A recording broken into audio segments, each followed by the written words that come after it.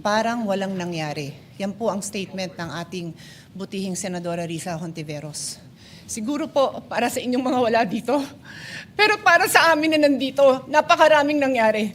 Takot na takot po ako na kailangan ko na magpaalam sa mga anak ko.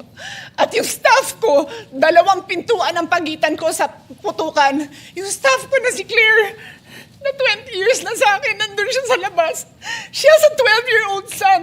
Kinuwento niya sa akin late na tumatakbo siya, hindi niya alam kung saan siya pupunta. Kaya para sabihin niyo na walang nangyari. Napakasakit para sa aming lahat na nandito. And as I said, 2 pintuan na nagpo-protect sa akin sa putukan.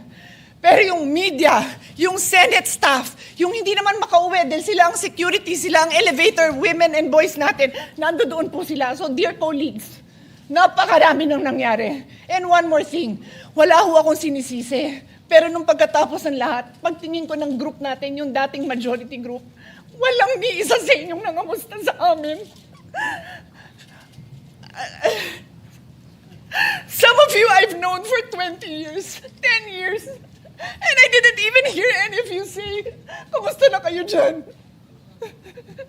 Napakasakit nun sa akin. Sobrang sakit. So yun lang ang masasabi ko. Yes, I am very ready to share my story, to ask questions. Pero kung wala ho kayo dito, huwag niyong questionin yung mga nangyari sa mga nandito. Dahil nandito kami, kasama ng staff. Staff namin, Senate staff. You have your own story. I respect that. But please respect my own story. Thank you, Mr. President.